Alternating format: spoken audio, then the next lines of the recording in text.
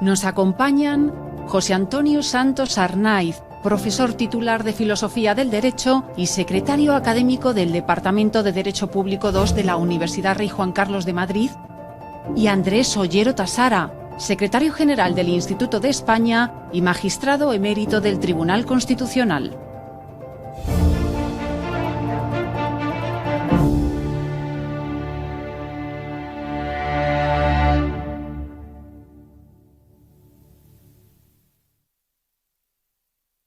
Bienvenidos a todos.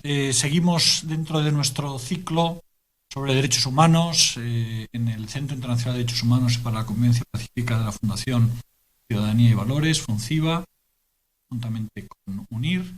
Y hoy tenemos la oportunidad de dedicarnos durante esta hora y media a un tema muy relevante en el contexto del desarrollo actual de los derechos humanos, que hace referencia a derechos humanos y personas vulnerables. ¿Cuál es la contribución que hacen los derechos humanos a la protección de esas personas, de esos sectores de la población, los ancianos, los menores, personas con discapacidad? Hemos visto también durante tiempos recientes por las personas que sufrieron de una manera particular durante la pandemia o los llamados pobres energéticos, es decir, estas personas que sufren en nuestra sociedad y para los cuales los derechos humanos contribuyen y otorgan un mínimo ético. La justicia, los tribunales penales, internacionales, el desarrollo del derecho es también una base ética que sustenta las necesidades de estas personas. Para hablar de estos temas contamos con dos grandísimos expertos, el profesor José Antonio Santos, profesor titular de la Universidad Rey Juan Carlos, y don Andrés Ollero, catedrático, exmagistrado del Tribunal Constitucional, una larga trayectoria en el mundo de la filosofía del derecho y también del servicio público. Le agradecemos a los dos mucho que estén hoy aquí con nosotros y vamos a empezar en primer lugar con la intervención del profesor Santos. Adelante.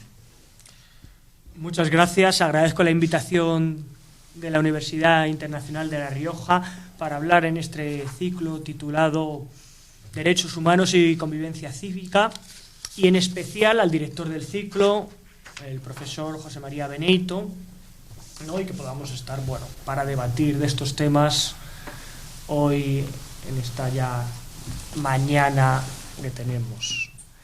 Bien. Quisiera empezar un poco delimitando un poco de lo que voy a hablar, de cómo voy a enfocar mi charla. Primero, quería decir cómo entender la vulnerabilidad. Una cierta aproximación a su concepto.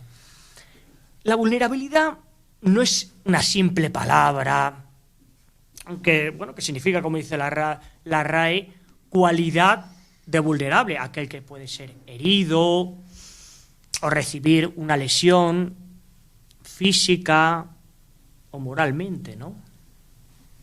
Sino que es un concepto complejo y en continua transformación por las nuevas realidades que han ido produciéndose, el cual puede analizarse desde distintas concepciones. Claro, sí que es verdad que este concepto ha adquirido mucha relevancia o empezó a adquirir mucha relevancia en el contexto de lo que es el discurso bioético, aunque no propiamente en las normas de derecho sanitario, porque si bien es verdad, este concepto, claro, no es propiamente jurídico, ¿no? Es un concepto que diríamos no del derecho, sino sobre el derecho. También lo vemos con otros conceptos, como pueden ser, por ejemplo, aunque en otros términos, la desobediencia civil, o sin ir más lejos, el concepto de nación, etcétera, ¿no? Que al fin y al cabo, este concepto hunde sus raíces en el ámbito de la ética aplicada y de la filosofía moral y política, ¿no? Según Feito, la vulnerabilidad se ha ido asociando no solo con condiciones del individuo, ¿no?, sino cada vez más con las condiciones del medio, ya sean ambientales, sociales o de otro tipo, en que su vida se desarrolla. dando lugar a la necesidad de incorporar pues, determinados aspectos socioculturales en la comprensión de este concepto, ¿no? De ahí que se hable pues, en el debate europeo y más allá pues, de poblaciones vulnerables para referirse a aquellos grupos que, a consecuencia de las condiciones del medio en que viven, están en situación de mayor susceptibilidad de daño. Esto creo que es importante y volveremos sobre ello, ¿no? Al hablar de la vulnerabilidad estructural. En mi caso parto pues, de lo que sería una ética jurídica de la vulnerabilidad. Es aquella ética de carácter jurídico que no puede entenderse como una ética sin más, sino como una disciplina con entidad propia que intenta explicar el derecho con ayuda de la ética o de determinadas herramientas de la ética. Claro, ante esta tesitura podríamos preguntarnos qué rol puede asumir la reflexión jurídica y ética frente a ello, ¿no? En mi opinión, creo que en las sociedades actuales en continuo cambio es preciso una reflexión jurídico-ética seria acerca de cómo trabajar con las situaciones que acechan a personas especialmente vulnerables, ¿no? A lo mejor personas que, por decirlo, con una vulnerabilidad natural que uno puede nacer pues, con determinadas vulnerabilidades, por ejemplo, de determinadas discapacidades, pero que pueden acrecentarse si sus condiciones de vida pues, empeoran. Por ejemplo, si por factores que no son propiamente aquellos biológicos, sino que pueden ser, por ejemplo, de carácter económico o propiamente sociales, ¿no? Un banco de pruebas fue la pandemia, con los enormes costes vitales, sociales, económicos y políticos, en el que pues bueno, esta situación nos desbordó, no solo en España, sino lo vimos en la mayoría de los países del mundo, ¿no? Claro, la ética jurídica de la vulnerabilidad, en el fondo, también es una ética práctica de los deberes, claro, en el que uno de sus máximos deberes es hacer justicia, para cuya finalidad pues, es preciso ofrecer razones, argumentos acerca de la protección de las personas y de los grupos vulnerables. En esa tarea de hacer justicia se presenta un espacio común para que los seres humanos sean tratados con respeto y como un igual. Esto todavía, pues, en los diferentes ordenamientos jurídicos, pues, sigue siendo un problema, ¿no? Porque hay seres humanos que no los tratamos como iguales. La discusión sobre la vulnerabilidad de las personas y los derechos humanos es especialmente relevante en la sociedad actual. Eso es un problema que todavía no lo hemos conseguido solucionar, teniendo en cuenta que hay una sociedad actual que funciona bajo una lógica individualista y que no repara en la presencia del otro como un igual. Claro, esta circunstancia hace más patente la imposibilidad de reflexionar desde un punto de vista ético-jurídico acerca de aquella, sin tener muy presentes pues, conceptos que son complejos también de manejar, como los de compasión, debilidad, fragilidad, o más concretamente sin tener esa presencia del débil o vulnerable. Claro, según Ausin, pues, la vulnerabilidad está relacionada con la posibilidad de sufrir, con la enfermedad, con el dolor, con la fragilidad, con la limitación y finalmente pues, con la muerte. Claro, la situación actual pues, ha hecho necesaria repensar el tiempo presente con la relación de la vulnerabilidad, con estos conceptos que son relativamente nuevos, por lo menos en un contexto jurídico, ¿no? A pesar de que a veces se han utilizado, ¿no? Como veremos un poco más adelante, de fragilidad y debilidad, pero con el objetivo de otorgarles un mayor peso específico. También todo ello dentro de un contexto marcado por un utilitarismo creciente, ¿no? Eso es innegable, a pesar de que siguen encontrando pues, bueno, ciertos frenos en las normas, pues, por ejemplo, vemos normas deontológicas, en determinadas normas, declaraciones, ¿no? Y también, a veces, en el ámbito jurídico, a través de la legislación y de la jurisprudencia. Pero obviamente, claro, no es lo mismo lo ético que lo jurídico, ¿no?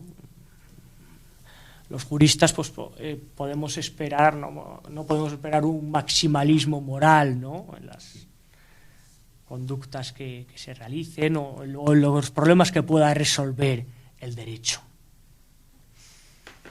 También no deja de sorprenderme que en un contexto como el de la Europa continental, pues muchas veces recurramos para abordar la vulnerabilidad o para fijarnos en cómo enfocar la vulnerabilidad en países o en tradiciones que no tienen demasiado que ver con la Europa continental. Pienso, pues, por ejemplo, en el caso de Estados Unidos o en sí, más ampliamente, en el mundo angloamericano, ¿no? Y eso a veces, pues, en el ámbito jurídico nos lo han hecho ver, ¿no?, algunos juristas, ¿no?, diciendo, hombre, nuestro mundo es el de la Europa continental, ¿no? Nuestra tradición cultural, filosófica y jurídica es esa, toda vez que además estamos en la Unión Europea, que a pesar de que no aglutina dentro de sí todos los países europeos, sí tiene un buen puñado de ellos. Claro, la pandemia pues puso de relieve esa debilidad, de que debía afrontarse con responsabilidad hacia el ser humano en situación de fragilidad. El término débil, claro, porque débil, frágil, es entendido en sentido muy amplio, como aquel ser humano que presenta pues carencias, ya sean físicas, psíquicas o morales, que pueden ser o no reversibles, pero que presentan una condición vista con cierta empatía por el resto de los integrantes de la comunidad. La definición del concepto de debilidad parte de una condición previa de escasez o deficiencia acerca de la condición física, psíquica o moral del sujeto. En cambio, el de vulnerabilidad, que quizás es un concepto que me gusta más, parte de una posibilidad, a pesar de esa similitud con la debilidad, estando desprovista de ese halo peyorativo que puede encerrar esta última. Ahora bien, si recordamos, ¿no?, la protección de la infancia o de las personas mayores es entendida jurídicamente como o el derecho lo ha entendido jurídicamente como una protección del débil, en la cual la equidad pues, juega un papel, creo que relevante, para reducir la desigualdad de los sujetos vulnerables. Creo que el concepto de vulnerabilidad es más abarcador e inclusivo que el de débil o debilidad, a la vez que resulta, pues bueno, cada vez más prolija su utilización en el ámbito, pues bueno, de lo que es la literatura científica, ¿no? Pero ¿quiénes son? Ahora podríamos dar otro paso más, ¿no?, así, de manera sistematizada. ¿Quiénes son los sujetos vulnerables? Como punto de partida, no cabe la posibilidad de pensar un mundo sin sujetos vulnerables, eso es obvio. Dado que la vulnerabilidad, pues bueno, es propia de la condición humana y puede presentarse a lo largo de la vida de cualquier ser humano. Cualquier individuo puede ser considerado vulnerable en algún momento de su vida. Circunstancia que adquiere mayor complejidad cuando esta carencia resulta pues bueno, permanente o su reversibilidad es leve en el tiempo. Ahora bien, hay que dar un paso más allá en esa vulnerabilidad y ser conscientes de que ésta puede cronificarse, como en el caso de la vulnerabilidad estructural, un concepto relativamente reciente y que plantea un problema de justicia. ¿Por qué? Pues por la sencilla razón de que existen sujetos que no solo presentan una especie de vulnerabilidad natural, como aquella que podemos tener, por ejemplo, al nacer, sino que existen determinados factores, como decía antes, sociales, económicos, políticos, entre otros, que aumentan la posibilidad de que determinados grupos sociales pues sufran un daño o que éste se vea agravado, ¿no? Pudiendo caer en esa vulnerabilidad estructural. Y que presenta, bueno, pues un desarrollo menor en nuestro país que a lo mejor en otros países del entorno europeo o en Norteamérica. Después pondré un ejemplo sobre ello muy reciente para que veamos claramente cómo eso se produce.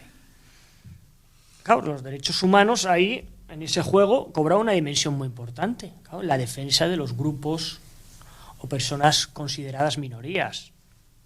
Algunas de ellas cada vez más en aumento. Eso es el problema, ¿no? Que la protección de los sujetos vulnerables, que muchas veces son minorías, siguen seguramente siendo minorías, pero su número va increciendo, ¿no? Antes se ha hablado, pues, los ancianos, cada vez hay un mayor envejecimiento poblacional, hemos llegado tarde en cómo afrontar ese problema, ¿no? Pero también, bueno, con los pobres energéticos, con las personas con una discapacidad, con determinados menores, etcétera. Pues claro, sobre todo teniendo en cuenta, pues claro, en un país con un envejecimiento fuerte poblacional, una escasa natalidad, puedo poner España, pero también podríamos mirar nuestro entorno cercano, ¿no? Alemania también tiene un problema muy importante con ese asunto, en particular con aquellos ancianos que no pueden valerse por sí mismos, ¿no? Y que precisan determinados cuidados a los cuales no pueden hacer frente, pues por no tener determinados recursos económicos, ¿no? Claro, eso ahí se reconduce al final un problema también económico, porque claro, la protección de los derechos humanos implica un coste muy fuerte para los estados. Es decir, los derechos, incluso los derechos fundamentales, suponen mucho dinero. Al hilo, cuando estaba preparando esta conferencia, pues veía, claro, que hay colectivos pues muy poco visibilizados, ¿no? Pienso caso de las personas con discapacidad, que si bien es verdad, tenemos una reforma que se ha realizado recientemente, ¿no? Si bien es verdad que insuficiente, pero mejor que lo que había, el artículo 49, pero vemos, por ejemplo, que personas con discapacidad, como por ejemplo pacientes con ELA, que cada vez el número es mayor, pues todavía no están suficientemente considerados, o el tema de las personas con enfermedades mentales, ¿no? Ha ido visibilizando, pero esto es una cosa que ha sido de los últimos años, ¿no? Pero todavía no es suficiente. Claro, por eso recuerdo hace unos días aquellas palabras de un exportero del Sevilla, ¿no? Y exentrenador, Juan Carlos Unzué. Claro, que tenía una particularidad, que era, desde hace unos años, pues le diagnosticaron ELA, ¿no? Esclerosis lateral amiotrófica, y que denunció públicamente que el gobierno no había tramitado la proposición de ley que la Cámara aprobó por unanimidad en marzo de 2022, con motivo de una jornada parlamentaria por una regulación que garantice la vida digna a las personas con ELA, ¿no? En la Sala Constitucional del Congreso de los Diputados, ¿no? Si tuvisteis tiempo de ver pues esas imágenes, ¿no? Afeó que solo estuvieran un puñado muy pequeño, ¿no? Como unos 5 diputados de un total de 350 escuchando y dando a entender que ese era un tema pues que parecía que no interesaba, ¿no? Al Congreso de los Diputados y también a lo que es el poder ejecutivo, al gobierno. Y decía una frase, ¿no? Dijo varias, ¿no? Algunas un tanto gruesas, pero uno dice, lo que pedimos es que antes de morir dignamente nos den la posibilidad de vivir dignamente. Claro, porque se daba la circunstancia de que determinados enfermos de ELA graves pues podían suponer alrededor de 1.000 euros pues el gasto que necesitaban mensualmente y recibían pues escasamente 140 euros, ¿no? O también se comentaba, ¿no?, al hilo de ello, ¿no?, que 1 de cada 5 eutanasias en España fueron con enfermos de ELA, ¿no? Dice, hombre, ahí lo que pasa, hay que proteger al colectivo vulnerable y luego, pues bueno, si hay una normativa que posibilita o que concede determinados derechos prestacionales, pues bueno, atender a ellas si se cumplen el procedimiento es que está establecido, pero que antes se le den alternativas, ¿no? Es lo que se quejaba, y otros que estaban ahí, que no se daban alternativas. Claro, digo esto también para posibles soluciones de lege ferenda, ¿no?, de derecho a futuro para futuras reformas. Citaba, ¿no?, la modificación constitucional que se ha hecho ahora. Y en este sentido también la importancia del asociacionismo, ¿no?, escuchar la voz de los otros grupos, ¿no?, para que nos enteremos qué problemas tienen y que todavía pues no tienen suficiente voz. Y para ello yo creo que se debe hacer algo importante, que es recuperar la institucionalidad. Bueno, como aquel atributo básico del Estado constitucional de derecho, bueno, caracterizado por una organización político-administrativa basada en la división de poderes. Y no solo eso, sino el peso específico que deben tener las instituciones en un Estado. Por eso creo que esa revitalización, recuperación, mejora de la institucionalidad es una cuestión de Estado. Siguiendo con ese concepto de vulnerabilidad, pues se me plantea, ¿no?, ese concepto a juridificar. Es un concepto en transformación que hay que juridificar.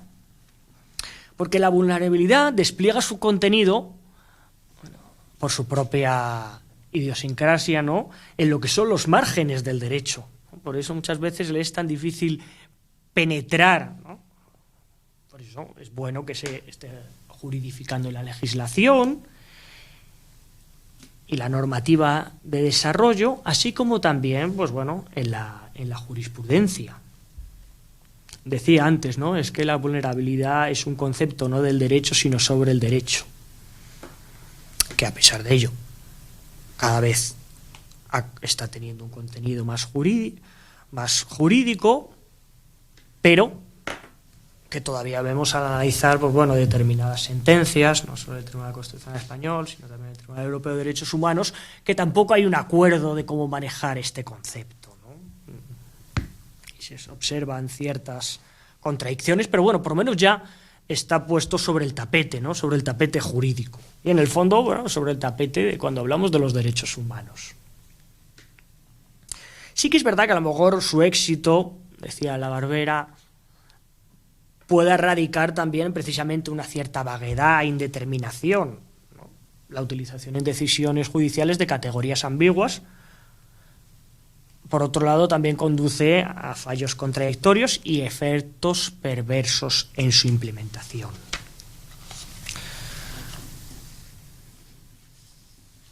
Decía, la modificación del artículo 49 de la Constitución española sobre los derechos de las personas con discapacidad, ¿no?, modificado por el artículo único de la reforma de 15 de febrero de 2024, ¿no?, que seguro tendrá tiempo Andrés Ollero de hablar sobre ello. Pero yo sí que quería hacer hincapié en un dato, ¿no? Fijaros, hemos necesitado 46 años para proceder a la modificación de este artículo, siendo la primera reforma que no ha venido, bueno, a estancias propiamente de Europa, ¿no? En este sentido sorprende que no se haya llevado a cabo con anterioridad. Yo pienso que quizá es por ese sentido deliberadamente petrificador que tiene nuestra Constitución española, a pesar de que considero que es un texto bastante bueno para la época, que sí que es verdad que se tenía que haber modificado unas cuantas veces en diferentes extremos y que por eso, pues bueno, no se ha hecho, y eso le ha hecho pues perder cierto fuelle, ¿no?, desde mi punto de vista. Claro, llegados a este punto me surgen también otras cuestiones, ¿no? ¿Cómo se produce la protección de esos sujetos especialmente vulnerables? Pues es realizada a través de la legislación en materia de derechos humanos, y para ello es preciso acudir a los mecanismos que tiene el derecho para la protección de estos sujetos. Normas jurídicas, que en España ya tenemos algunas al respecto, y decisiones de los tribunales. Ahora bien, al rastrear un poco la normativa al respecto, me percaté de que no había una tradición normativa explícitamente proteccionista referida a las personas y grupos vulnerables, ¿no? Así que hay, por supuesto, menciones y consideración que diremos, pero no veo como tal una tradición normativa. Bueno, desde un entendimiento contemporáneo, por ejemplo, los derechos humanos, pues tenemos esa relación entre vulnerabilidad y derechos humanos como punto de partida la Carta de Naciones Unidas de 1945. Ahora bien, en su preámbulo, dice: nosotros, los pueblos de las Naciones Unidas, resueltos a preservar a las generaciones venideras del flagelo de la guerra que 2 veces durante nuestra vida ha infligido a la humanidad sufrimientos indecibles, a reafirmar la fe en los derechos fundamentales del hombre, en la dignidad y en el valor de la persona humana, en la igualdad de derechos de hombres y mujeres, de las naciones grandes y pequeñas, a crear condiciones bajo las cuales pueda mantenerse la justicia y el respeto de las obligaciones emanadas de los tratados y de otras fuentes del derecho internacional. De este texto cabe resaltar el hecho del reconocimiento del sufrimiento del otro, no solo como valor terapéutico, sino también un valor restaurativo. Con relación a ello, pues también recuerdo la Declaración Universal de los Derechos Humanos de 1948. A pesar de que no existe una referencia concreta a la vulnerabilidad, sí cabe encontrar, pues, también en el preámbulo un reconocimiento fuerte de la dignidad, de la igualdad y de la inalienabilidad de todos los seres humanos. Dice así: considerando que la libertad, la justicia y la paz en el mundo tienen por base el reconocimiento de la dignidad intrínseca y de los derechos iguales e inalienables que todos los miembros, de todos los miembros de la familia humana. Siguiendo el rastro, pues nos plantamos que no vemos una referencia explícita en lo que es la Carta Social Europea o en los famosos pactos internacionales de derechos civiles y políticos, o en el de derechos económicos, sociales y culturales de 1966. Tal es así que en el ámbito internacional hubo que esperar hasta 1990 para encontrar un texto referido a situaciones de vulnerabilidad, como es la Convención Internacional sobre la Protección de los Derechos de todos los trabajadores migrantes y de sus familiares.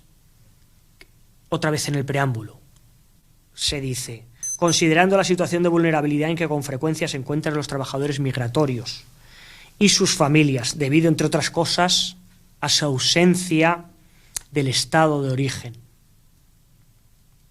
y las dificultades con las que tropiezan en razón de su presencia en el estado de empleo.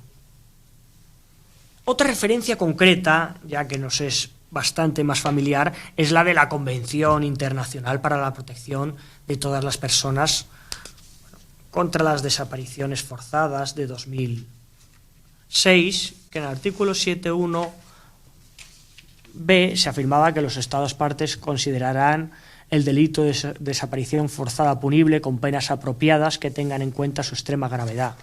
Para poner de relieve, un poco más adelante, sin perjuicio de otros procedimientos penales, circunstancias agravantes, especialmente en el caso de deceso de la persona desaparecida o para quienes sean culpables de la desaparición forzada de mujeres embarazadas, menores, personas con discapacidades u otras personas particularmente vulnerables. Ahí ya había una referencia bastante concreta. Ahora bien, en el caso español tenemos que ir a una norma de enorme calado, como es la Ley 39/2006 de promoción de la autonomía y atención a las personas en situación de dependencia, que en su exposición de motivos se puede leer. La atención a las personas en situación de dependencia y promoción de su autonomía personal constituye uno de los principales retos de la política social de los países desarrollados. El reto no es otro que atender a las necesidades de aquellas personas que, por encontrarse en situación de especial vulnerabilidad, requieren apoyos para desarrollar las actividades esenciales de la vida diaria, alcanzar una mayor autonomía personal y poder ejercer plenamente derechos de ciudadanía. Un hito importante a nivel jurídico para la protección de sujetos en especial situación de dependencia, que, bueno, casi 2 décadas después, cada vez tiene una implementación más amplia, pero no suficiente. Porque ya decía, acá uno de los problemas grandes es la limitación de los recursos económicos, ¿no? Ahora, también en el ámbito judicial, querría destacar, pues bueno, cómo también se han hecho, bueno, algunos avances. Pienso, por ejemplo, en el Tribunal Europeo de Derechos Humanos, en algunos casos, ¿no? Por ejemplo, con la vulnerabilidad de los gitanos como minoría implicada, que implicaba tener una especial consideración hacia sus necesidades y estilo de vida diferente, ¿no? Afirmaba el Tribunal Europeo de Derechos Humanos, una sentencia Buckley contra el Reino Unido de 1996, pero curiosamente en un voto disidente. Una vida diferente tanto a la hora de definir el marco legislativo aplicable como en la decisión del propio tribunal. Claro, según esta categoría, ¿no? La novedad que aporta la utilización de la categoría de vulnerabilidad es la identificación de acciones o inacciones que causan violación de derechos o incrementan la exposición del riesgo de sufrirlo.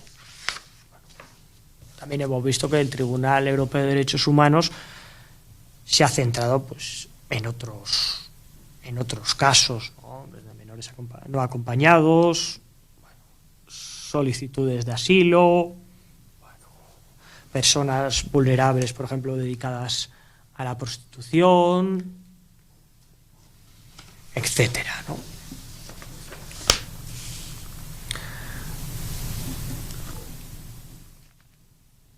Claro, adoptar la categoría de vulnerabilidad es un paso trascendental para el derecho internacional de los derechos humanos, como es obvio, ya que requiere, ¿no? Se habla de un papel que no solo sea reactivo, ¿no?, de los jueces internacionales. Ya sé que eso no es fácil, ¿no?, por el margen de apreciación de los estados, ¿no?, que rige como criterio de interpretación en el Tribunal Europeo de Derechos Humanos, pero sí que tengan que mojarse, ¿no?, y que a veces, pues bueno, tengan que dar ciertas, bueno, indicaciones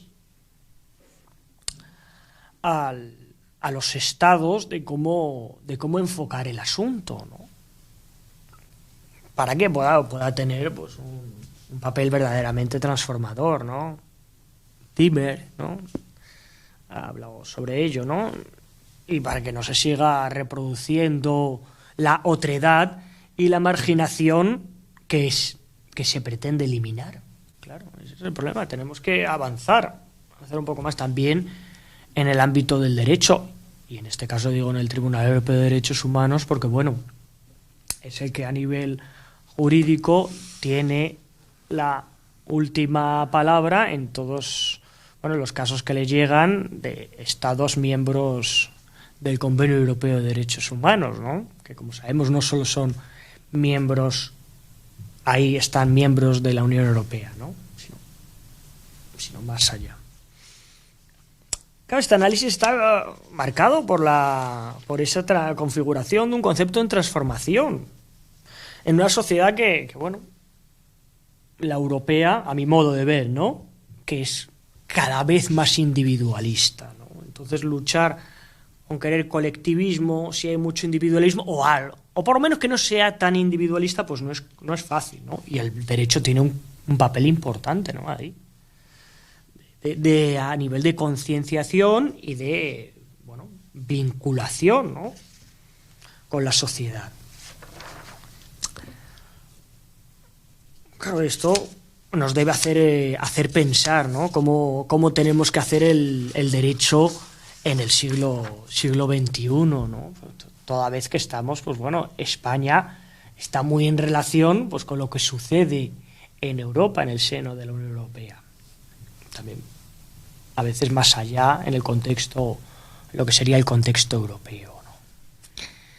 Pero, llegado a este punto, sí quería hacer a modo conclusivo algunas afirmaciones, ¿no? También un poco voy recapitulando algunas de las ideas.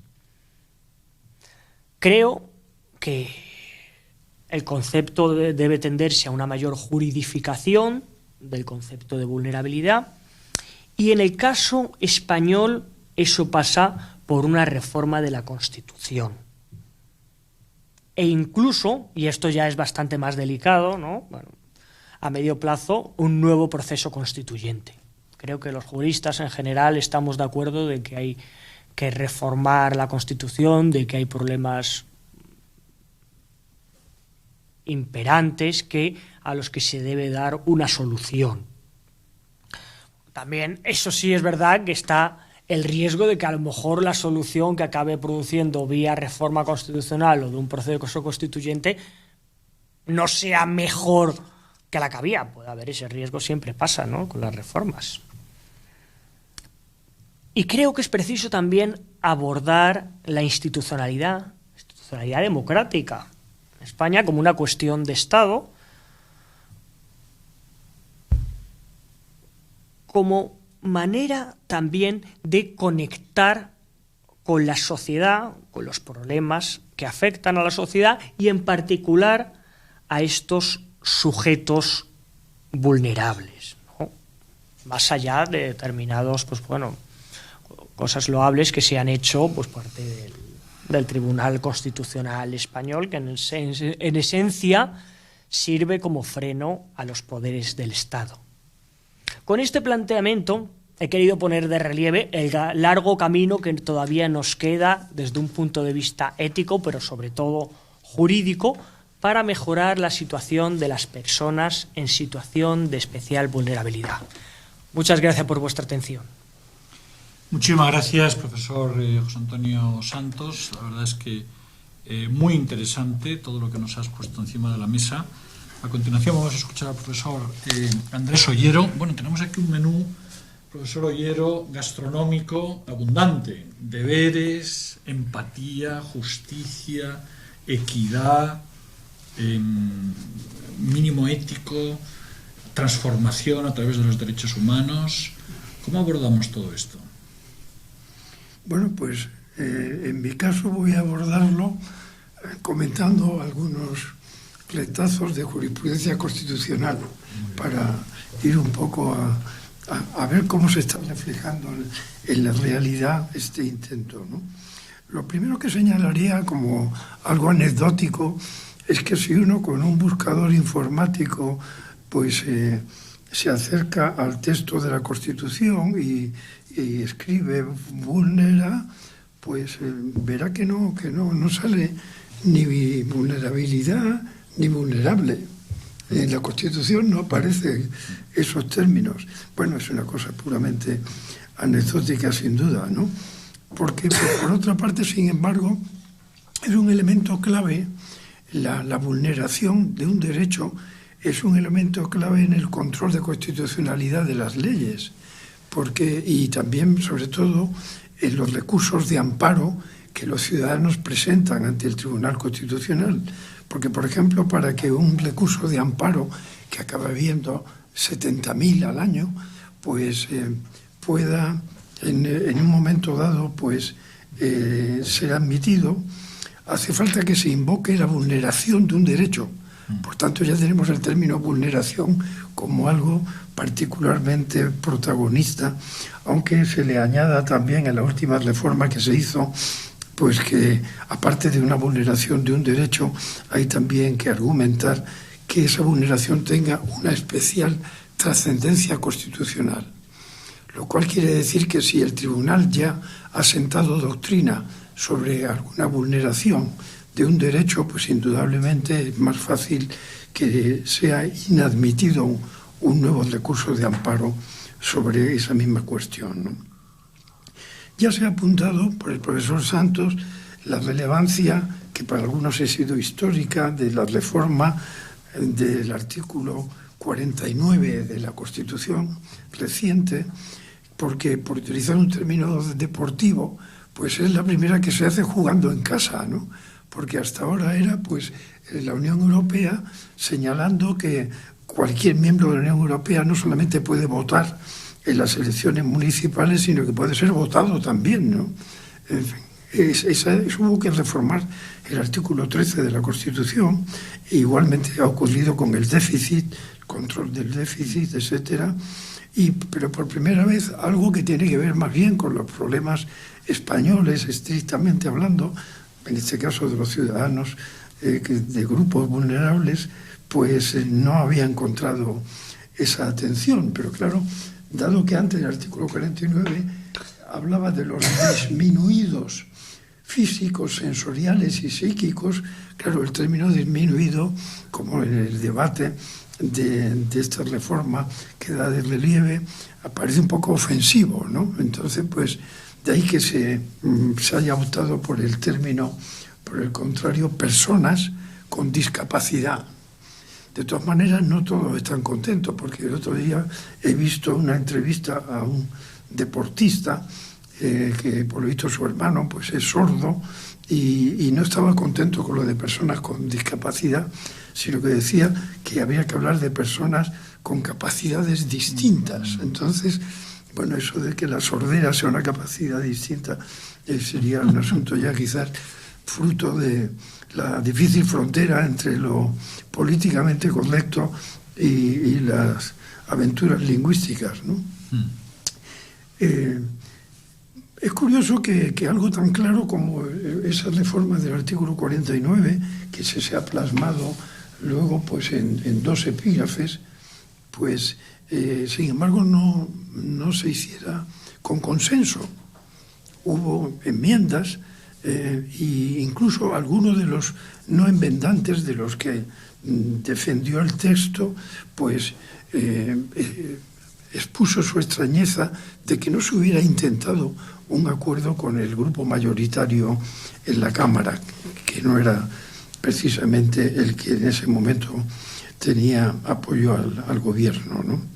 Por otra parte, el Consejo de Estado, que en este caso sí que tuvo ocasión de pronunciarse, no como en esas proposiciones de ley que van surgiendo para esquivarlo, pues el Consejo de Estado fue bastante crítico también con algunos aspectos del proyecto y, sin embargo, pues tampoco se hizo mucho caso al Consejo de Estado. Estamos, por tanto, ante una tardía actualización del lenguaje, que nunca viene mal, desde luego, aunque lo que sí había era una clara influencia internacional previa, como ya se ha señalado. Hay que tener en cuenta pues, que en el 2008, por ejemplo, España ratifica el Convenio de Naciones Unidas del 2006 sobre estos problemas, sobre todo de vulnerabilidad. E incluso hubo un intento en el 2018 en el Parlamento, en el Congreso, de ponerse de acuerdo para abordar con mayor claridad esta cuestión, y hubo un problema, y es que se disolvieron las cámaras por motivos electorales y por tanto quedó pendiente algo que ya estaba prácticamente casi acordado, ¿no? Yo creo que es sintomático si uno le pasa algunas, no voy a ser exhaustivo, claro, algunas sentencias del Tribunal Constitucional, pues ahí vemos un poco, entre otras cosas, cuáles son las funciones que desempeña el propio tribunal, que a veces no están suficientemente claras entre los ciudadanos, ¿no?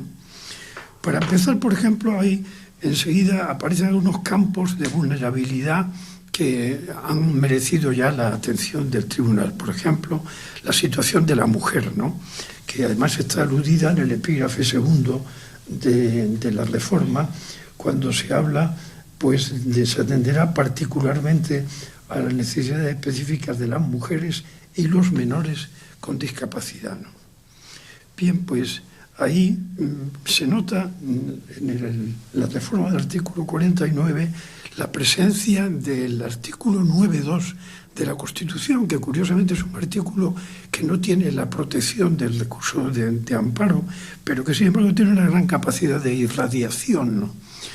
Porque ahí se nos dice en ese artículo 9.2 de que los poderes públicos pues tienen que eliminar obstáculos para que la libertad y la igualdad de los individuos y de los grupos pues sean efectivas, ¿no?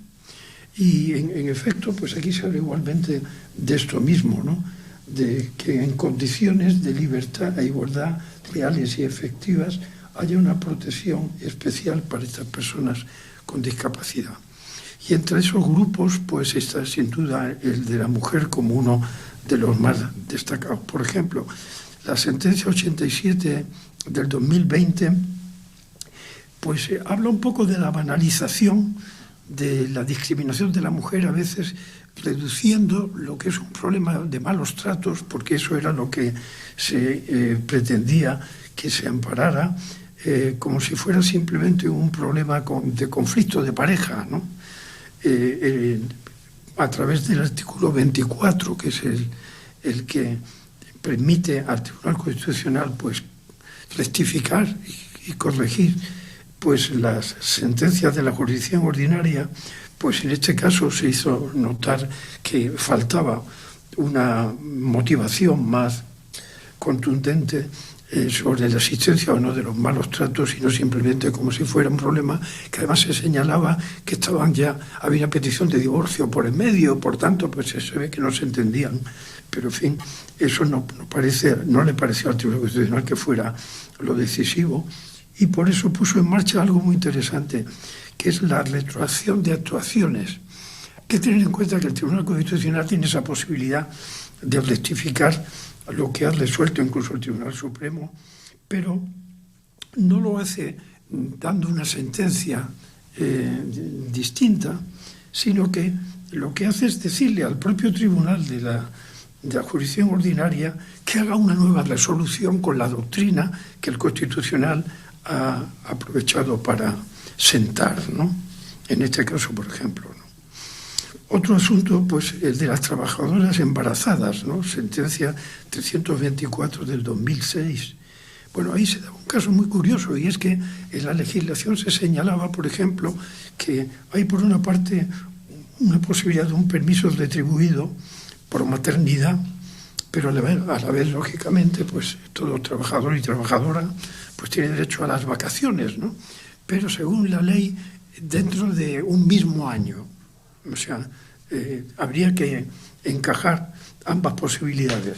Y en el caso pues la trabajadora que recurre en amparo, pues no tiene la posibilidad de hacerlo en el mismo año, dado como se fue el calendario estableciendo, ¿no? Y entonces el tribunal dice que las vacaciones son un núcleo irrenunciable de los derechos propios de un Estado social. Y como consecuencia, pues obliga también a una retroacción en la sentencia que se había emitido. Otro grupo vulnerable que ya hemos visto también reflejado en la reforma del 49 es el de los menores, ¿no? Por ejemplo, pues hace falta según la sentencia 113 de 2021, una motivación reforzada en los casos de desahucio, si hay menores, ¿no? Y ahí es curioso porque hay un voto particular del magistrado Enríquez, que aún sigue en el tribunal, diciendo, se ve que él ha estado en el Tribunal Supremo, por tanto es de origen judicial, que realmente con esa solución del Tribunal Constitucional, pues lo que se hace es dar paso a una nueva causa de oposición a la ejecución civil de títulos judiciales, que no está recogida en la ley. Y por tanto esto estaría generando que el Tribunal Constitucional se está convirtiendo en tercera cámara, que es una de las cosas que no debe hacer, porque la legislación es un asunto del legislativo, ¿no? Mientras que el Tribunal Constitucional, como decía Kelsen, lo suyo es la legislación negativa, no pone derecho, quita el derecho inconstitucional, pero no debe poner derecho positivo, diríamos, ¿no? Por otra parte, hay otra sentencia curiosa que tiene que ver con menores, aunque realmente el que pide amparo es el padre del menor, la sentencia 141/2000 sobre el régimen de visitas de un padre a un hijo porque el padre era sospechoso de pertenecer a una secta. Y el Tribunal Constitucional entiende que no se ha motivado suficientemente en la jurisdicción ordinaria pues esa relación, ¿no? Y por tanto considera que se ha vulnerado la libertad ideológica del padre, ¿no? Igualmente, cuando los menores son víctimas de abusos, sentencia 174/2011, pues ahí se plantea otra cuestión también que vuelve a afectar al padre del menor, y es que están previstas un modo de realizar el interrogatorio en la vista oral, precisamente por tratarse de menores, ¿no? Pero el tribunal entiende que hay que hacerlo sin afectar las garantías procesales, de manera que también el padre en este caso pueda argumentar suficientemente su defensa, ¿no? De ahí que igualmente nos encontremos con una retroacción para que la jurisdicción ordinaria rectifique su resolución y haga una nueva, ¿no? Hay otro asunto en el que hace voto particular soy yo mismo, porque la verdad es que estaba un poco quemado con este asunto, porque en varias deliberaciones me había opuesto a un aspecto, y es la posibilidad de que la administración pública plantee recursos de amparo. Entonces, claro, los recursos de amparo están pensados como defensa de los ciudadanos respecto a los poderes. Entonces, que el poder tenga la posibilidad, a su vez, de pedir amparo, a mí me parecía que estaba fuera de lugar, ¿no? Y ya como me quedé solo en varias votaciones, pues ya decidí hacer voto particular en esta en concreto, ¿no? Que era, pues, un intento, ¿no?, de que pudiera una administración pública pues plantear un recurso de amparo, ¿no? Sentencia 37/2019, igualmente ahí pues hubo una retroacción, pero precisamente una retroacción en este caso para darle la razón al poder público que recurría, ¿no? Lo cual me parecía totalmente fuera de lugar, ¿no? Otro ejemplo de discapacidad protegida, pues un discapacitado intelectual que resulta que es invitado a participar en el programa aquel Crónicas Marcianas. Entonces, pues, sentencia 208/2013, el Tribunal Supremo opta por una prevalencia del derecho a la información, a pesar de que en la entrevista, como dado el tipo de programa que era, cosa que no se había aclarado suficientemente al citado al programa, pues a la hora de la verdad resultó que era una burla, ¿no?, del discapacitado, ¿no? De ahí que el Tribunal Constitucional entienda que no puede considerarse que haya habido consentimiento porque no se ha explicado adecuadamente qué tipo de programa era, y por tanto el honor y la imagen del ciudadano en cuestión ha sido vulnerado, e igualmente habría que rectificar, ¿no?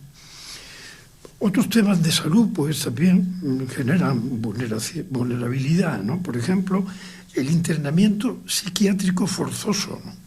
Artículo 141/2012, ¿no? Es curioso esto, lo que ocurre en este recurso.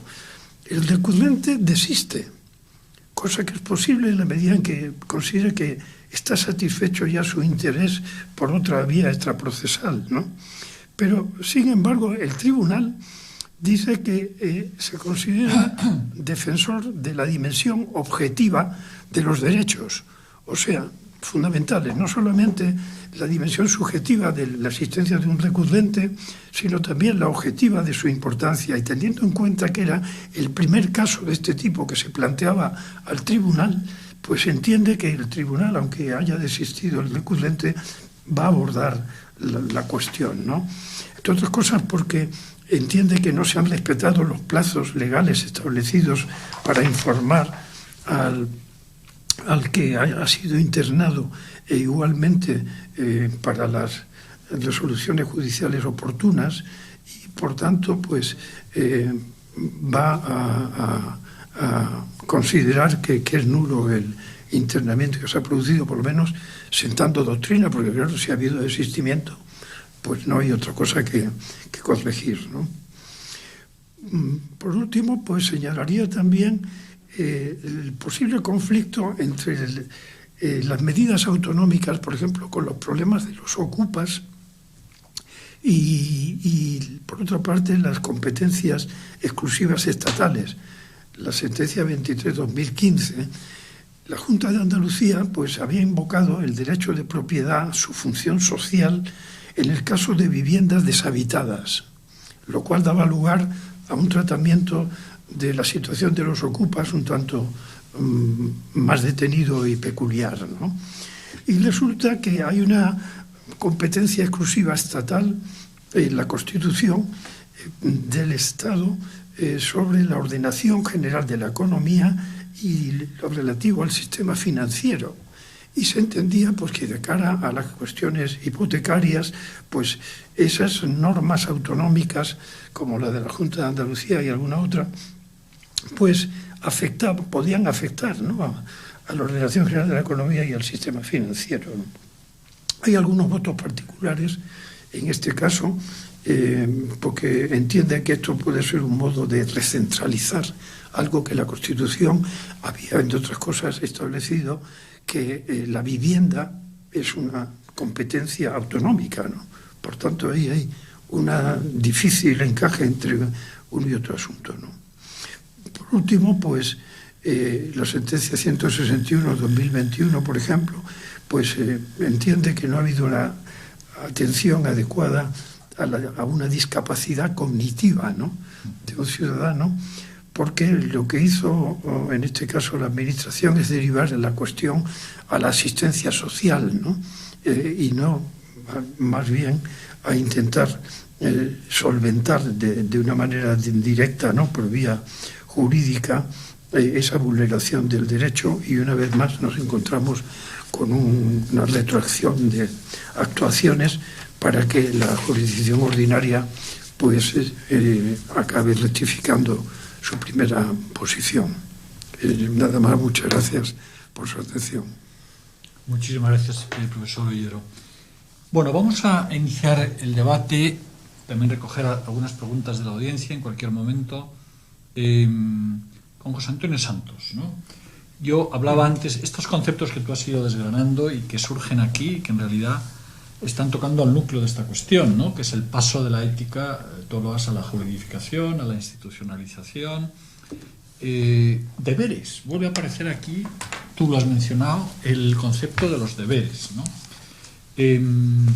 La ambigüedad entre equidad e igualdad, ¿no?, porque aquí se trata de aplicar criterios de equidad que en muchas ocasiones pueden ir en contra de el trato igualitario. Es verdad que la igualdad supone tratar a cada uno de manera como le corresponde, pero siempre hay ahí una cierta tensión, ¿verdad?, entre en qué momento definimos una vulnerabilidad. Lo hemos visto en el tema de los derechos de las minorías, cómo se ha ido generando derechos y esto ha llevado a la politización de los grupos en la medida en que esa reivindicación exigía que se hicieran objetivos, y se hicieran objetivos en cuanto derecho, ¿no?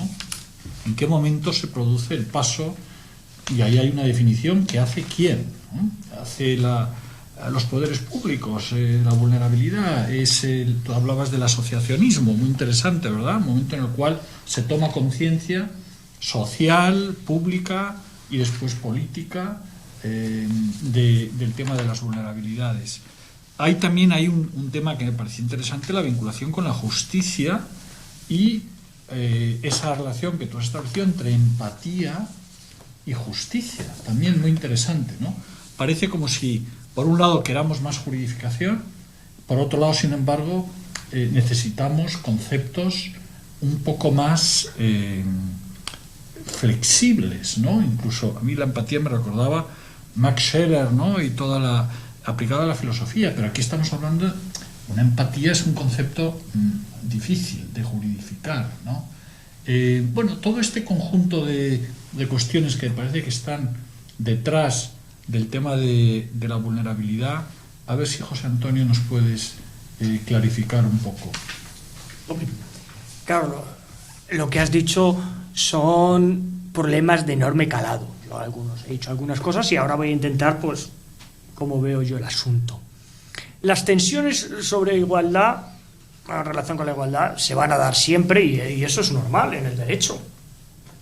Eso es obvio. Particularmente, más que con la igualdad formal, la igualdad material, ¿no? Esa en la que, bueno, tiene que medirse en el caso concreto y que se relaciona, pues, con la equidad, que es la justicia del caso concreto. Claro, ahí lo que tenemos que hacer, pues claro, o los tribunales lo que tienen que hacer es dar razones y argumentos en sentido fuerte, y eso también les implica, pues, a veces que tengan que profundizar un poco más, a veces de lo que hacen, pues, delimitando más conceptualmente, también el uso de determinados argumentos, para que al final no caigamos en algo que es también muy problemático cuando hablamos de los derechos de las minorías, que es una suerte de politización. Claro, eso me recuerda, pues, a la reforma que ha habido recientemente, ¿no? Que a mí me parece loable en el cambio que se ha dado, por supuesto, porque la otra, para los tiempos actuales, era bastante anacrónica, ¿no? No digo que en su momento tuviera su importancia y su interés, ¿no? Además que venía muy influenciada por la Constitución portuguesa, ¿no? Del 76. Pero ahí sí que me resulta, al hilo de la lectura de ese artículo, ¿no? Esa reforma que se ha producido, bueno, que se haya incluido, bueno, se ha puesto en el último inciso, ¿no? Dice, se atenderán particularmente las necesidades específicas de las mujeres y los menores con discapacidad. Me parece razonable, pero hombre, yo veo un grupo que falta y que creo que tiene tanta importancia como es el de los ancianos, ¿no? De alguna manera yo creo que se trataría, o determinados, bueno, también lo de los ancianos yo creo que tenía que haberse reflejado, y además en nuestra tradición jurídica es muy típico, ¿no?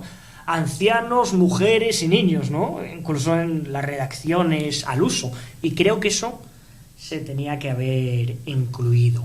Y luego lo del tema, volviendo al caso, claro, el tema de la empatía, pues claro, justicia y empatía, alteridad, algo tiene que aparecer en la legislación al respecto.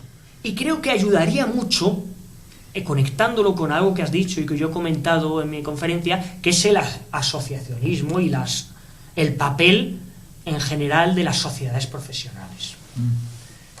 Creo que cuando se hacen normas hay que acudir a los profesionales del sector, darles voz y que digan los problemas que hay, por lo menos que tengamos el mapa.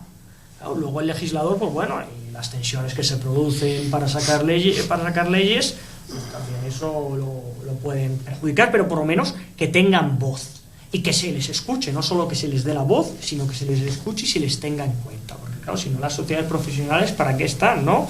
Por ejemplo, cuando hablamos, por ejemplo, de asociación de pacientes que aglutinan a multitud de personas, o federaciones que hay, que creo que no se les escucha a la hora de hacer técnica normativa. Y eso es un problema que tenemos muy grande, porque claro, al final hay una técnica normativa que se hace, o parte de ella, que vive a espaldas de lo que ocurre, de los problemas que se detectan en la sociedad.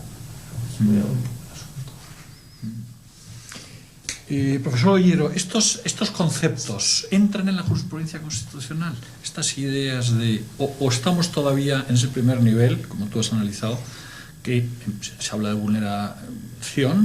vulnerabilidad poco a poco, pero no se habla todavía ni de empatía, ni de, entiendo, alteridad.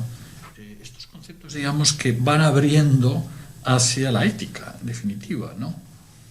Bueno, hay que tener en cuenta lo que ya he señalado, y es el juego que tiene que hacer el Tribunal Constitucional respecto a la jurisdicción ordinaria. O sea que, al igual que el Tribunal Constitucional no debe convertirse en tercera cámara, pues tampoco debe convertirse en una invasión, ¿no?, de la cuestión de la jurisdicción ordinaria.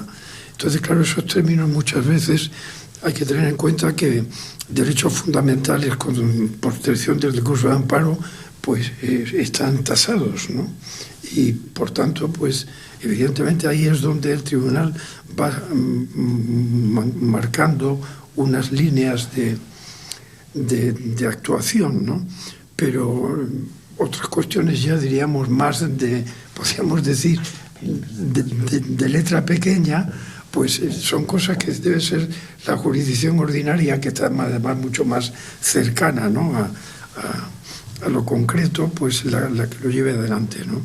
En todo caso, por ejemplo, el mismo artículo 49 también se ha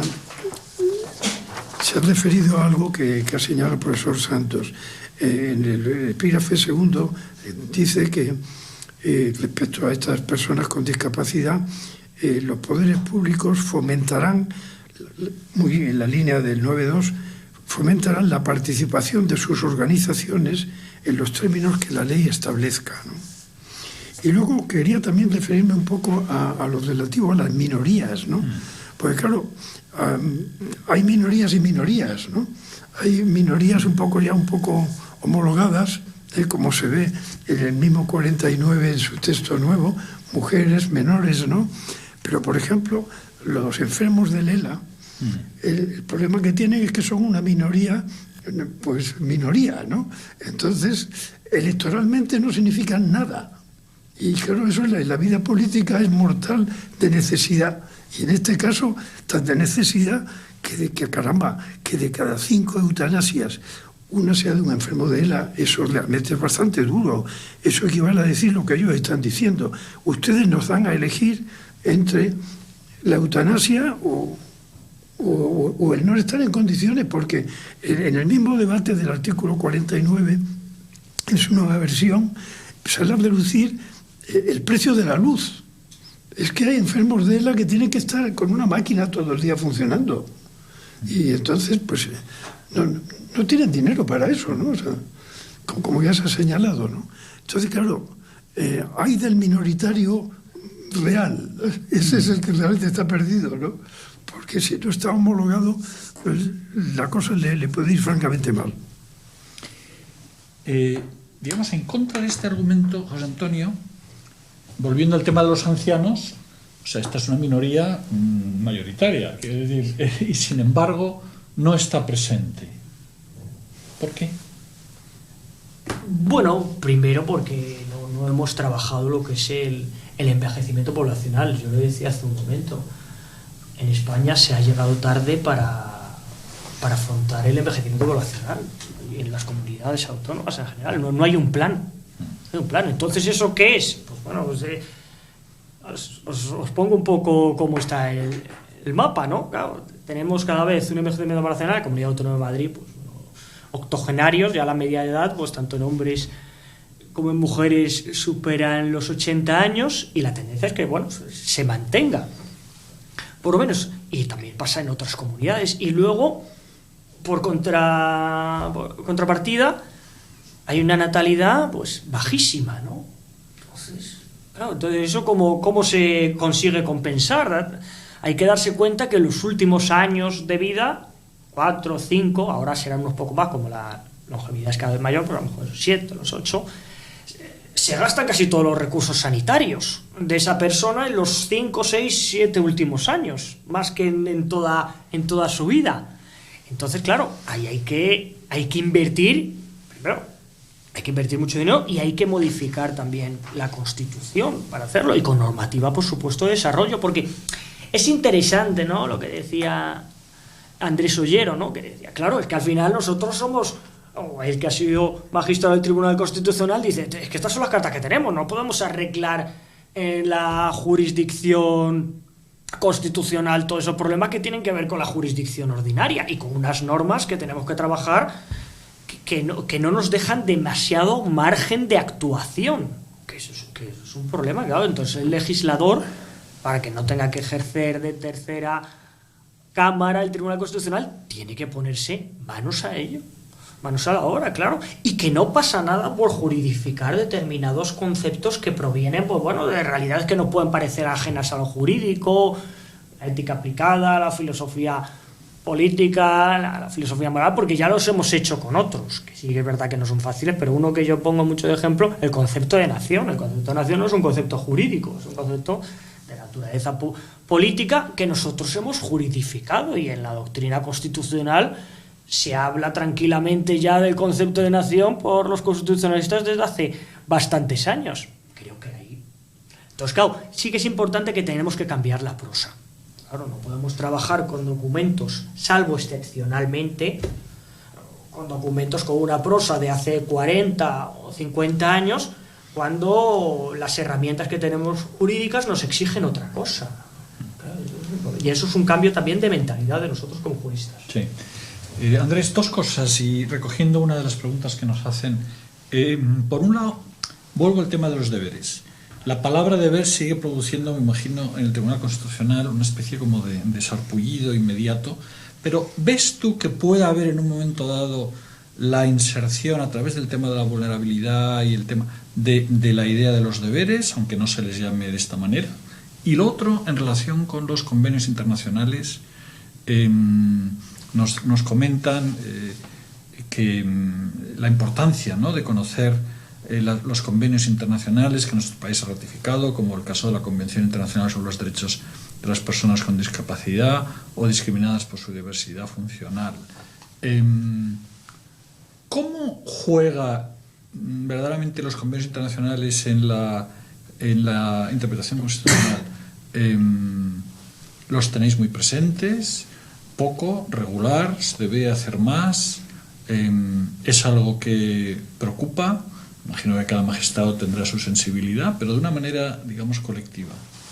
Bueno, yo creo que si uno maneja habitualmente, ¿no?, sentencias del Tribunal Constitucional, verá que son notablemente generosas en la relación a todo tipo de convenios, a veces también sin distinguir muy bien entre si son tratados internacionales donde pues ha habido una ratificación por parte del Estado, etcétera, o si son pues de estos organismos que hay en el entorno de Naciones Unidas, ¿no?, en donde pues quizás a veces funcionando en plan lobby, ¿no?, pues se consiguen determinado tipo de informes o de fin, que a lo que al final acaba todo mezclado, ¿no? O sea que yo creo que quizás si se pudiera criticar algo en la jurisprudencia constitucional en ese sentido, es más bien a veces esa falta de discernimiento entre lo que es un tratado internacional y lo que es un asunto que han decidido una serie de buenas personas, ¿no?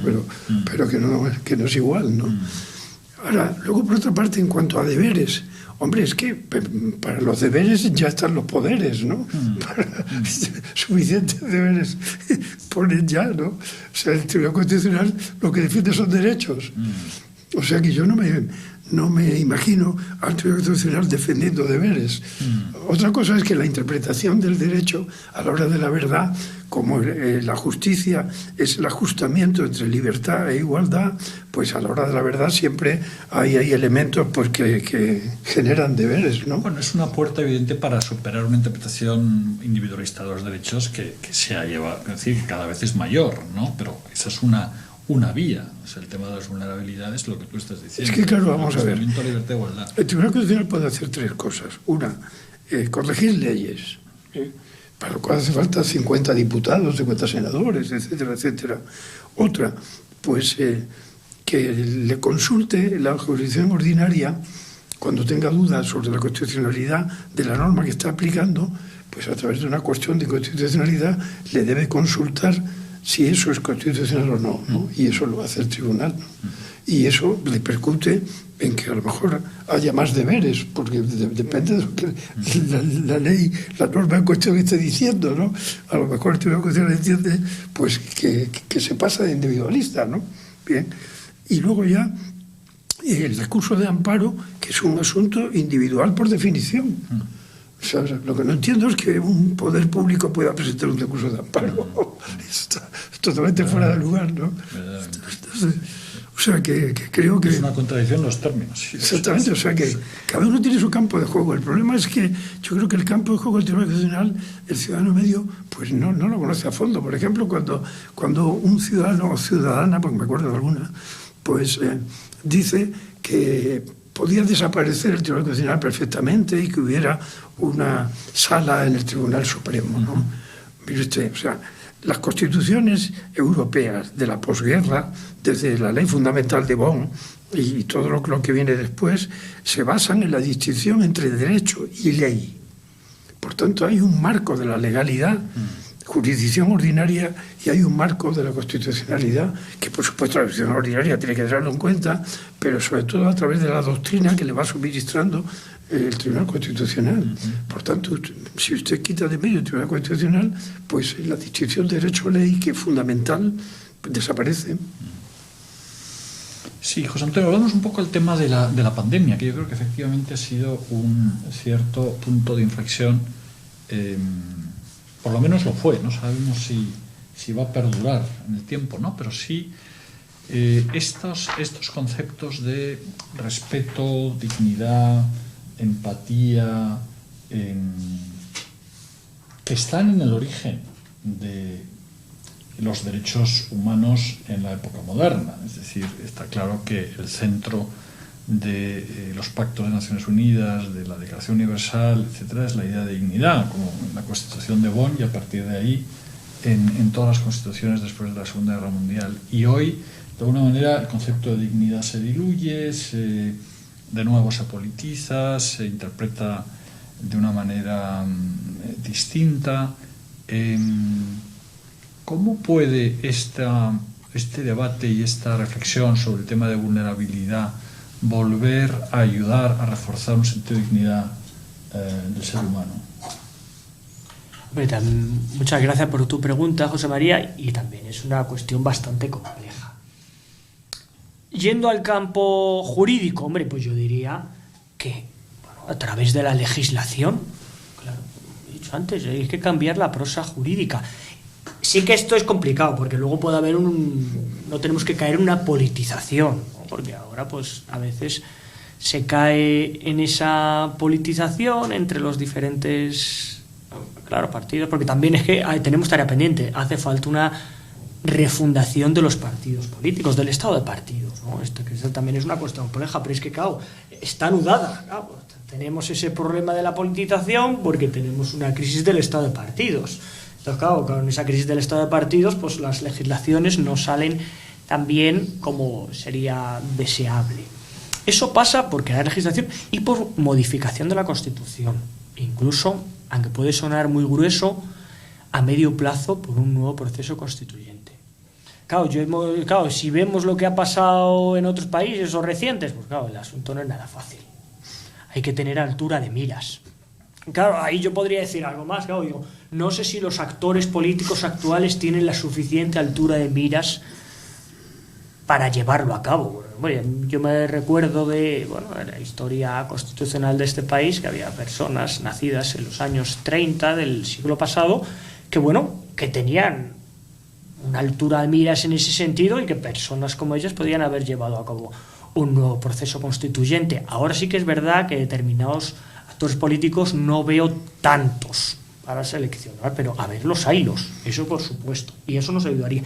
Y luego el papel de los tribunales constitucionales, enlazando con lo que ha dicho Andrés Ollero, claro, dice, es que haya personas que piensen que hay que crear una sala del Tribunal Supremo para que se meta ahí el Tribunal Constitucional, claro, esas personas no pueden ir a un nuevo proceso constituyente. Claro, si van juristas de ese calado, va a ser un problemón. Claro, tiene gente de Estado que conozca cómo es el funcionamiento de un Estado constitucional de derecho, en el que hay un Tribunal Constitucional que tiene que tener competencias más o menos amplias Y luego una jurisdicción ordinaria, por supuesto, el Tribunal Supremo, por ejemplo, que haga bien su papel. Creo que es un buen tribunal y que creo que ahí lo puede hacer, porque también en las sentencias también tiene que llegar a decirse algo, más allá, incluso las del Tribunal Constitucional, más allá de sin llegar a ser una tercera cámara, pero tienen que mojarse y dar un poco ciertas pautas de actuación. Y más aún lo diría en el Tribunal Europeo de Derechos Humanos. Claro, porque luego nos pasa a veces, como ha pasado en el Tribunal Constitucional, ¿no?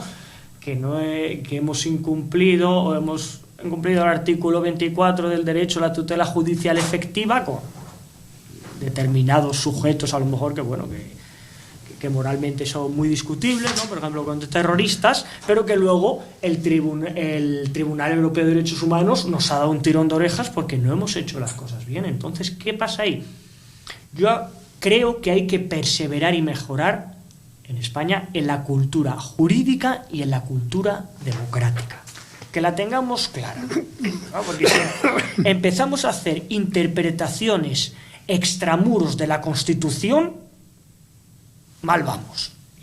Y sí me duele en prenda decirlo, pero a veces, claro, yo he visto juristas que quieren llevar a cabo interpretaciones extramuros de la Constitución, que eso no puede ser, como si a lo mejor determinados artículos que hay, con los problemas que pueden tener, pues no deberían de estar, ¿no? Piensa que no, hombre, pues serán mejorables, pero de ahí que no haya libertad de expresión, o que no haya libertad religiosa, o que no haya derecho de reunión, pues no, eso tiene que estar fuera de las agendas políticas para hacer una nueva Constitución.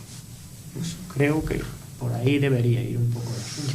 Sí, José Antonio, te voy a incidir sobre algo que ya hemos tratado antes, pero que nos lo vuelven a preguntar, para luego dejarle al final la palabra al profesor Andrés Ollero, que le quiero hacer una pregunta muy directa. A ver, vuelven a plantear el tema del envejecimiento, la protección de los mayores, cómo los convenios internacionales, efectivamente la resolución 4691 de Naciones Unidas, incidía sobre el tema de la pertenencia de los mayores a la sociedad, su participación activa, su inclusión, ¿no? Tú hablabas de que es que no hay planes en España, en las comunidades autónomas. La Unión Europea ha hecho cosas en este sentido, pero claro, desde un punto de vista propositivo y sin tener competencia verdaderamente en estas cuestiones, ¿no? Nos pasa igual que con el tema de la demografía, que es un asunto absolutamente crucial para la estructura social de España, para su sostenibilidad económica a medio plazo, y sin embargo aquí muy poca gente habla de los ancianos, ¿no? Ya no estamos hablando de mayores, sino de los ancianos, ¿no? de los cada vez esa mayor parte de la población en el entorno de los 90 años o más, ¿no? Que es verdaderamente un tema importante.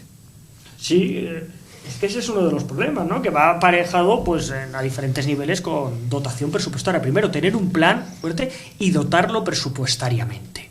Que eso yo entiendo complicado, porque claro, muchas personas que son ancianas, claro, incluso algunas que pueden valerse más o menos por sí mismas, pues un coste económico, claro, les cuesta pues tener una persona, una cuidadora, ya mejor formal que no informal, ¿no? Y que necesitan de ayuda, y que eso es un coste económico. Y luego lo de la calefacción con esos pobres energéticos, ¿no? Pues en España hay un 15% de población que está en situación de pobreza energética. Una cosa muy llamativa, sí. Muy llamativa, ¿no? Entonces, claro, y que hay gente que vosotros habéis escuchado, no pongo la calefacción, incluso gente normal, ¿no? La clase media dice, no, porque eso se sube mucho. Claro. Entonces la gente tiene que empezar a recortar de eso, tiene que empezar a recortar comida, porque también hay un problema, y que eso no es fácil de atajar. Ha habido un empobrecimiento del poder adquisitivo muy grande en los últimos años, y que por supuesto se ha visto acuciado por la pandemia, y no hemos conseguido mejorarlo. Los sueldos no se corresponden en prácticamente nada con el nivel de vida con la situación de cómo está la inflación. Eso es un problema grande que tiene España, porque claro, España también es muy desigual.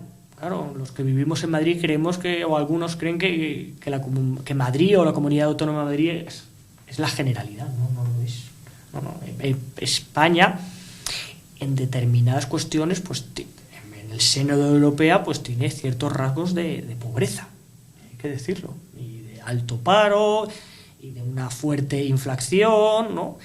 Y que eso, bueno, el tema del envejecimiento se puede intentar, que lo están haciendo ahora determinados países, también España, con la inmigración.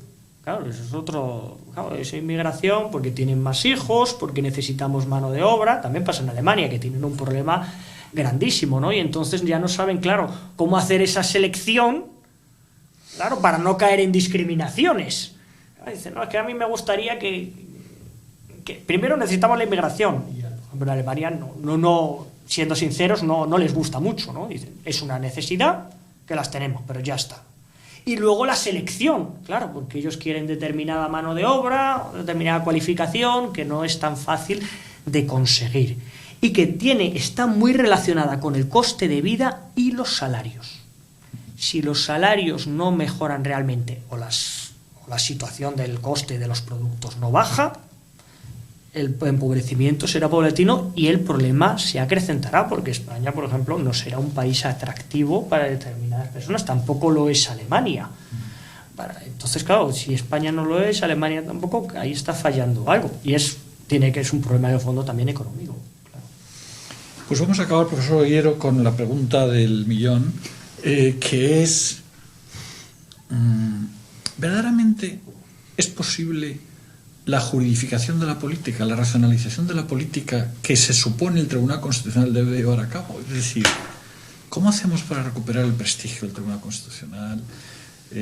Sabemos en la situación de Alemania, por ejemplo, cómo el Tribunal Constitucional casi se convirtió en una especie de legitimidad o legitimación moral del sistema durante muchas décadas, hasta que ha llegado un punto en el cual eso tampoco ha sido posible, ¿no? Y también el Tribunal Constitucional alemán ha sufrido mucho en su legitimidad.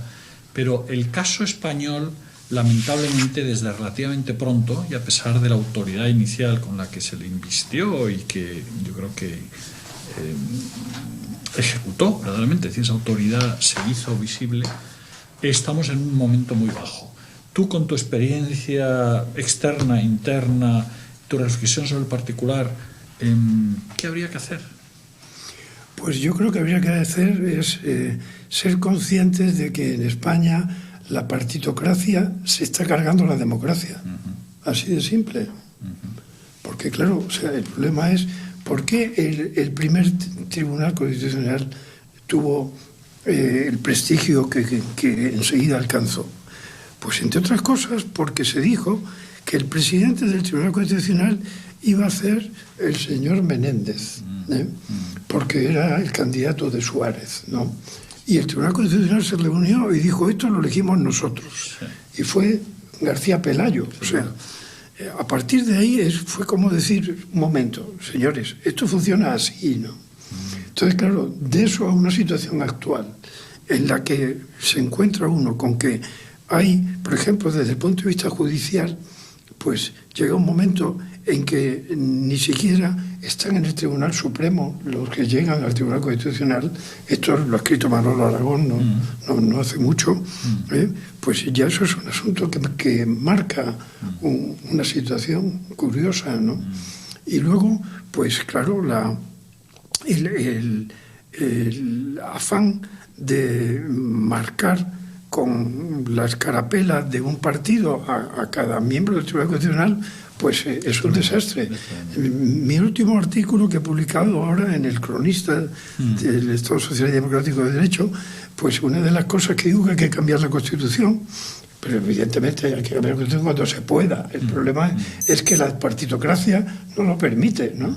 Porque puede ser un suicidio, ¿no?